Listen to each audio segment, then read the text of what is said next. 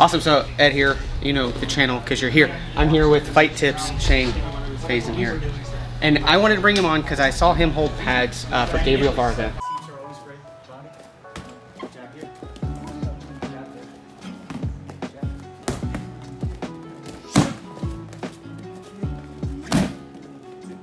But as a coach, I really wanted to learn more how you hold pads because you've had a varied background in terms of like your coaches and stuff. Can you talk a little bit about that and then where you got your you got your flair for the pads? First of all, thank you. I don't hold a lot of pads. Okay. I actually believe more so in like partner flow drills. Sure. To where we both have gloves on and it's very realistic to the defense and offense that we're going to be using in an actual fight, rather than giving them a flat target. Gotcha. But I do have a lot of influences, including Coach Kieran Fitzgibbons, Coach Brian Popejoy, Coach Bob Peach. There's a lot of people that I study online and just watch footage of and take mental notes of and things like that. But there's different styles when it comes to, is it boxing, is it kickboxing, is it Muay Thai, is it MMA? Then it's also, what is the objective that we're trying to complete here? Is it cardio based? Am I trying to just get you to burn as many calories as possible? Are we working on conditioning? Is there specific strategies that we're working on? Are we working for a specific fighter? Once we figured that out, then you can start to hone in on the different styles. It could be one technique that we do for 3 minutes straight. That's something I'm totally fine with. Okay. It could be a cross that we go over and over and over and over and over again, and just fine tuning. It could be a single combo. It could be how to deal with a certain style. So keeping that in mind, the more organized you can get, the better results that you're gonna have with that. That's cool. Any questions on that? Yeah, no, because I also frequent CSA gym, like their Instagram, and they do a lot of the flow drills, right, where they're both padded up and they do like the progressive combo stuff, and of course Arjun Popejoy, like I've seen a lot of his stuff too with pad holding. So yeah, no questions there. I think it's smart that you kind of have an objective. Like I think a lot of times pad holding, they're just like, okay, we're just doing this, but there's no like true objective. Like, is this a cardio session? Yeah. Is this a fine-tuning section? Or is this like we're getting you ready for almost like sparring, but like more, you can hit harder. You're not going to worry about like hurting you or whatever. Yeah, and just to piggyback off of that point, I want to quote Coach K. He says he doesn't believe that pad work is actually essential. He says it's more of a love me daddy. It's like getting attention from head coach. Oh yeah, I got it. If he holds for me, then I feel better inside. But he believes more so in the tech sparring, the flow drills, and things like that. And I don't disagree. But it can be a great workout. And like I said, if you have a specific objective in mind, it could be a good way to really hone in on that. Sure. Yeah. No, that's awesome. So tools of the trade. I like always having a belly shield on, even if we're just doing boxing. And what I always tell my athletes is, if I have the belly shield on and this is kickboxing, you can throw teeps at any point. Okay. All right. I like wearing shin guards because I like throwing kicks back. I like keeping it realistic, and I want to force you to defend against those kicks, and I can put some steam on it so it's realistic. As for hands, if we're going just boxing, then I like focus mitts. I like micro mitts, so the smaller the better. Oh, okay.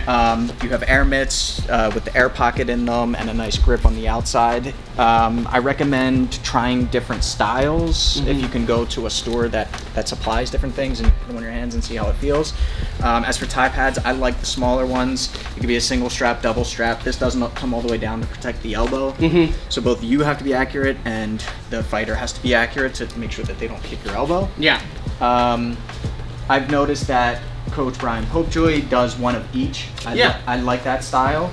I like holding the focus mitt on the rear hand. Are you orthodox? I'm orthodox, yeah. Cool, yeah. So I like holding for the jab back here. Okay. I like that because it's a little bit longer than if I were to hold here for your jab. And it's a little bit more realistic. So instead of teaching someone to punch like this with the jab, you're getting it nice and long and you're reaching for the backside. Plus it's just a little closer to my head. Right. Whereas this, you might be hitting in a fight, might be my glove. You're not punching to my glove. That makes sense. So I want you going long, so right away the first punch that we're going to practice is the jab here, and you can also throw your cross to the same one. So a jab cross. Good, again, jab cross. And maybe I say that a 1-2, depending on your number system, or maybe it's just a 2, and a 2 could be jab cross. Yep, again, 2. Good. So again, if we're working on just boxing, then I'll have 2 focus mitts. Once we go to kickboxing, say you do 1 round of boxing, next round is kickboxing. For the sake of time, it's easier to just throw a Thai pad on one. You can also hold for kicks with 2 focus mitts Okay. to the body, and you can pinch the bottom of it and go here. So if you are Oh. throwing a body kick, bang, I'm perfectly protected. And Yeah. it's very realistic for you too, because you actually are aiming Yeah. for my body, Yeah. and not tie pads. And that not are tie pads. Yeah, because that's actually a big complaint that I've had about pad work is for my first couple of years, that's all I did was pads. And so when I went to spar, my range was here. Because like all my pads were just, all my work was pad work. Yeah. So I love this because it's actually putting the targets where they're supposed to be. Right, right, and you do want to keep it as realistic range and angle as possible, which is a good point. You don't want to jam up the punches, right, Mike? Y'all doing a video on how tie pads are bullshit? Yeah, wait a minute. Sound good. Stay with us. Wait a minute. That was very jerky of him to say. A common mistake that we do see is, let's say we call for that 1-2, Yeah. and we'll go to this back for the sake of this, Yeah. is they'll meet you halfway, right? So Oh, you go yeah. jab cross, and it's like this, and I Oh, jam you up. Yeah. He's not getting full extension in the punches. And you just have to remember that if the pad holder is doing as much or more work than the fighter, then something's wrong. Right. So again, if I'm holding for the jab, I stay back here, and I Right. give a little bit of a slap to reciprocate. Yeah. Right, so it's not blowing my shoulder back. Yeah. But I want Ed to get full extension in Right. that punch. Right. Same with the cross. Yeah. Yeah. Nice and long. Nice and long. The reason why I like going with tie pad and focus mitt is because it gives me plenty of protection if I hold for a kick, just like 2 tie pads would. This is usually the instep, the foot, and I don't need as much padding to hold Right, for that. yeah. So here, when I do hold pads, I make this, I guess, a capital A shape and connect the corners. Okay, Like this, yeah. as opposed to going like this and bringing Right. the elbows together. A lot of people want to do that and they want to lean or extend the arms out. Yeah. And this is just teaching bad form. Yeah, because I could. Yeah, and a lot of times they reach for it, and then there's a couple videos Yeah. online of people getting kicked in the face with that. So Yep. let the kick come to you and bring your knuckles to your chest. And then there's a little bit of a slap. Right. But for the most part, I'm keeping it nice and tight. Yep. And then maybe I want to get you to defend and counter. So I can roll right back. Hey. Good. Cool. So let's connect all of that. We'll go jab cross and then right to that kick. Okay. Jab cross, kick, I pull back, and then kick. Hey, good.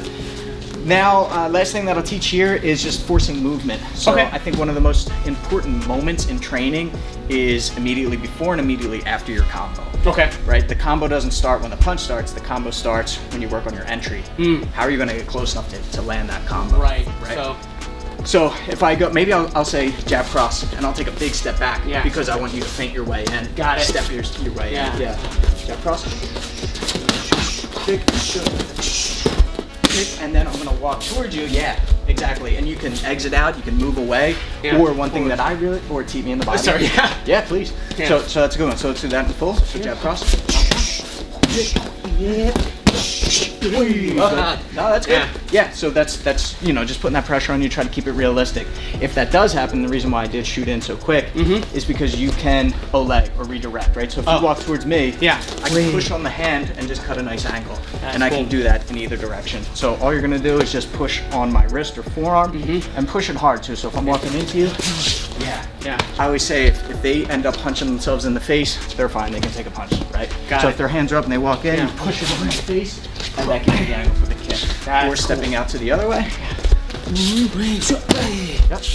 Very And cool. yeah, and then you can just work from there. So number system, having a number system, focusing on the entry and the exit, keeping them moving, cutting the angles, and then just utilizing all the different pieces of equipment so that the coach throws back to and keep the defense on point. Oh, this is awesome. This video is worth money, so you should subscribe. That's the least you can do. Yeah, it's the least you could do. And if you're not subscribed to Fight Tips, I don't understand why you're on my channel. So, but that said, thank you so much, sir. Thank you, Coach. I appreciate you. Appreciate it. Catch you next time.